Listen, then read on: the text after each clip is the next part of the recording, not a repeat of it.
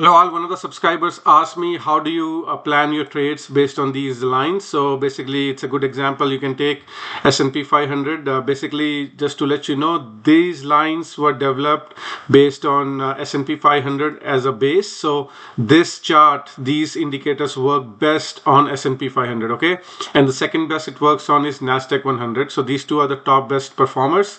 And then we take this, this is basically used on live charts which are running 24/7. And we take these as an example, and then we trade cash market. For example SPY, we can put it here. So what we do is we take as US 500 as an example and we trade SPY cash market. Okay, so how do you do? Let's say you take this as an example, and let's say price when it touches first line you buy 30. Let's say if you have $10,000, you buy around $3,000 worth of SPY. So when this line touches 4443, whatever the price of SPY would be, buy SPY worth of $3,000. And let's say if it keeps going lower, you put another 30%, so that will be total $6,000. You buy another SPY of 6,000, and then if it touches third standard deviation, which is very, very rare, but it does happen maybe 5 to 10% of time, this is why you put the last 40%, okay? So by the time it reaches here, you will be 100% invested, and then when the bounce happens, you start taking your original investments out.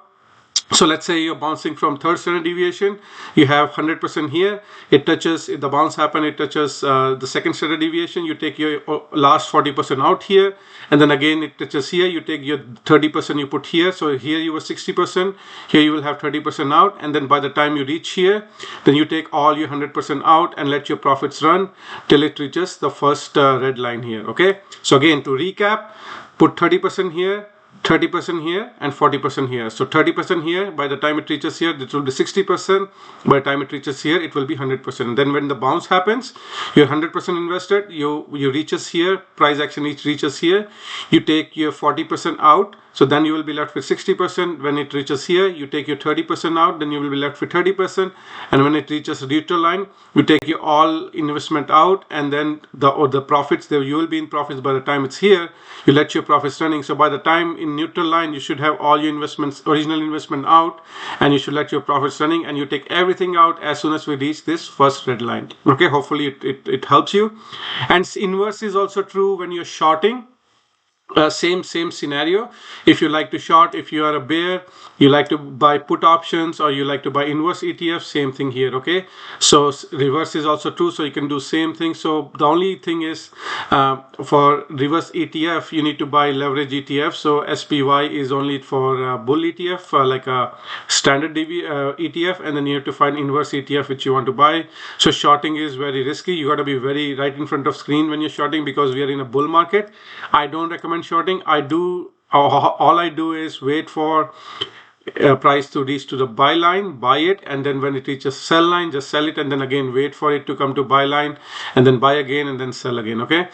And same thing with NASDAQ. You can see right now it's on the buy line right here. So this is where I will be buying triple Qs. Let's say right now I can buy triple Qs worth of 3,000.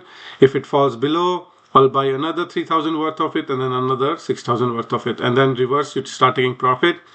The main goal is this neutral line is very important. Make sure when it reaches here, all profits are out, and only your original investment you take out here, and only your profits running you will be taking out here. Okay guys, all right, take care, bye.